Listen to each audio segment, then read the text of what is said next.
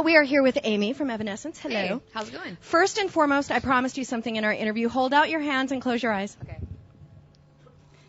This is the mighty Dragon's Egg from Lush. Take a whiff. It is the greatest bath bomb in history. That smells awesome.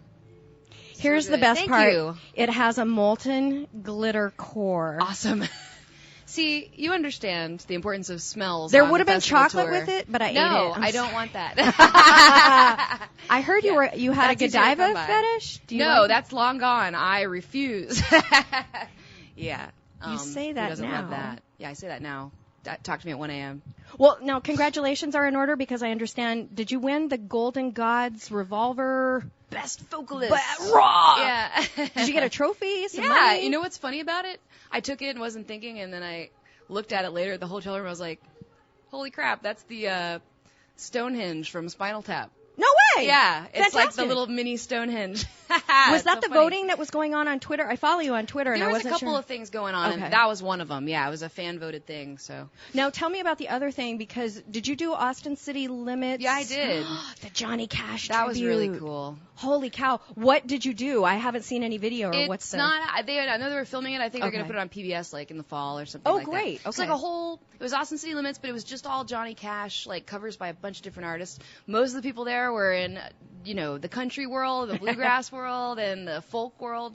Willie Nelson was there. He closed the show. Sheryl Crow, Chris Christopherson, a bunch of people that I'm not normally aligned with. But it was cool because I think Johnny Cash is somebody that everybody loves. I mean, is totally cross genres, Right. and I got up and I sang "I'm So Lonesome I Could Cry." Did you do that with Willie Nelson? No, I did it with Okay. the band. The house band was this awesome group of musicians doing stuff. I can't even imagine how amazing that It was really beautiful and simple, and I didn't try to like create a piano part and make the whole thing totally. It's not that it wasn't my own, but I was like, let's just do this stripped down and straight and just sing. Will there be It's a really CD cool. version, or is it just? I don't know something what that's they're on going to do with it. Austin City? They have the rights to do whatever they want with it, but I know it'll be on at least the internet, but Right. hopefully TV in a couple months. Well, congratulations on the new record. It's been Thanks. out for a while, and I Yeah. wanted to ask you, I heard a great story when you were working on this. I think it was Tim and Terry Probably. were in another room working on the guitar parts, and you were over here in another room working on the vocals, and you were reticent to bring it to them because you were afraid they would perceive you were trying to be Janet Jackson? Oh, that's funny. It's funny how your words come back to you like through telephone and you hear I that. Googled Amy. Find out some stuff. We had, we wrote this record forever. We had a lot of different writing sessions in each other's homes and in just spots in the middle of nowhere and whatever. And we were writing at my house, and we had 2 studios going. One up in, I've got a little studio upstairs, and one we'd turn the living room into like Studio 2. And they were working on that riff, and I loved it. I was working on another song kind of at the same time, or lyrics to one that we'd worked on, and I came down and, I don't know, when I came up with a vocal melody to What You Want, it's so fun to me. What you no, want? it's funny to say. Yeah, exactly. It's like I think vocally, I love that dichotomy between the kind of fun, almost poppy vocal hook and the very heavy song. I think that's what makes it interesting for me. Heavy's heavy, but I think it's cool to have a neat combination of everything. When it first came out, I thought I had seen an interview with you on YouTube or one of the late night shows, I'm not sure which, that you were talking about freedom, that you should do what you want. What was the impetus for this? What were you looking for freedom for yourself, or where were you coming from in the lyrics on that? Freedom within my own mind, as always. Coming back into this thing, I love this, but when I stepped away in 2007, I didn't know if that was maybe forever. Were you burned out? What made you I mean, okay. but it's a little more complex than that. I kind of went through feeling like I'm not sure if maybe I've just been doing what everybody wants me to do now. Like, I don't know if this is really me anymore, if I stopped growing in high school somehow because I was forced to just be the chick from Evanescence forever, and I had to step away from it for a minute, chop off my hair, and just be experimental You cut musically. your hair? And, yeah, I was like Snow White in the cartoon. Wow. It was really cute. I have a picture somewhere. What did you do with your time off? I worked on my house. I mean, I'd gotten married while we were still on tour, and we finally got to be normal and be married. I mean, like, worked on the place. I decorated the house myself.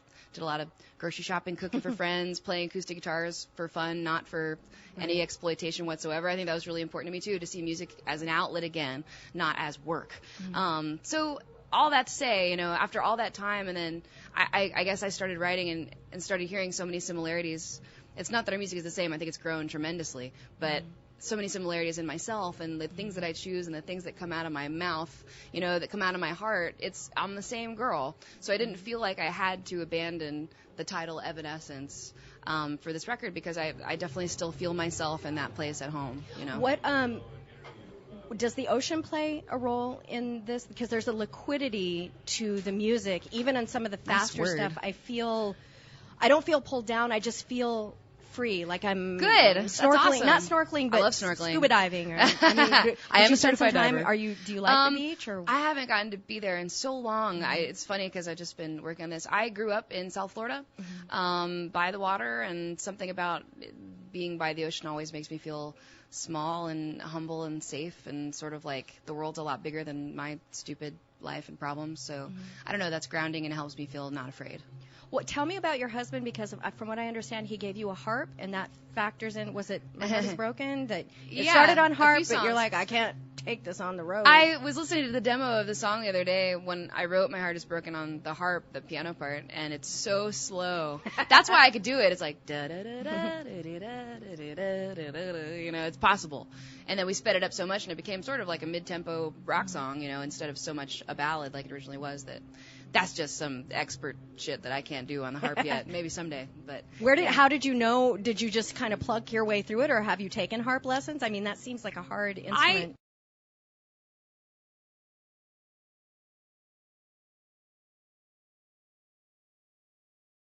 So it gave me a little bit of a head start on playing the harp. I mean, they're similar in some ways, but I took lessons. I took lessons for a year. See, whenever I hear harp, it's like I have to go for the Harpo Marx reference. Yeah, he's amazing. Yeah, well, I remember when I first started playing, I was like, this is so peaceful. I feel like I'm eating in a Chinese restaurant. You're like, I should wear wings. I know. I'm Victoria's Secret Angel. This is awesome. I'm in my panties and my No. wings. That's fabulous. One of my favorite songs on the album is Swimming Home, and I'm really curious. When I listened to the lyrics the first time, I teared up, and it's very emotional, and I'm curious. So glad. Where were you coming from on that song? If I tell you the truth, it'll be the first time I said the real true meaning, but I feel like you're rad, and I can do that. Speaking to the ocean. Yes. It's sort of like, it's a metaphor, you know, it's about accepting death, you know, in not a negative gothic girl way, in a very accepting kind of like, you know what, it's part of life, and it's a peaceful kind of bittersweet goodbye. But you ever seen the movie Splash? Yes. Okay, sort of also like that. It's like, you know what, I just realized all this time, like, I'm of the sea, and it's like time for me to go back home, and I love you, and I love this world, but it's time to like go back down to the bottom.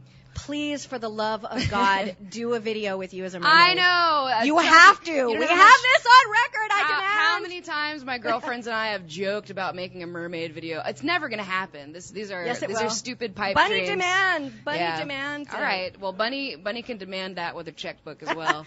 Fine, I will make you a mermaid suit. Next time you come to Dallas, you're going to have mermaid. One. What? Tell me, I'm. This is totally off the realm here, but I read somewhere that your very first record was actually a cassette of the California Raisins.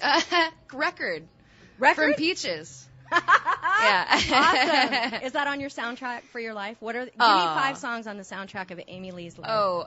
Man in the Mirror by Michael Jackson. I'm thinking back to kid days now, because when I was like 6, 7, that was like my favorite song of all time. That's funny. This is really hard. Totally different. Heart-Shaped Box by Nirvana. Your version of that, by the way, brilliant. You know what? I've heard that from people before, and I barely even remember doing it. I'm going to have to look it up somewhere. I looked it up, I think, on the anniversary of Kurt's death. I posted it. Yeah, it's cool. Beautiful. I'm going to have to check it out. That was Where so is it? I didn't even know you had It was done like we were in some radio station one day and thought we'd do it, worked it out the night before, and then just played it. I think Ben played it on the acoustic guitar, and I was singing it somewhere, but... Yeah, I'm going to have to hear that again. Man in the Mirror. Okay, sorry. There's so many more. I can't narrow it down to 5. One more. Wow. Bjork, Army of Me. Now, I have to ask you about one more. Massive Attack? Sure. Influence on this record? I mean, always. Always, okay. Depeche Mode, Massive Attack, you know, electronic stuff has always been an influence in our music. I was swooning here earlier because Civil Twilight did Teardrop. That's my favorite song. Oh, no, you got to do Protection. You got to do Protection. I can't believe I missed it. No, yeah, that's my request for Amy there. I'm into it. You guys have a song on the Avengers Assemble soundtrack? Which song is it?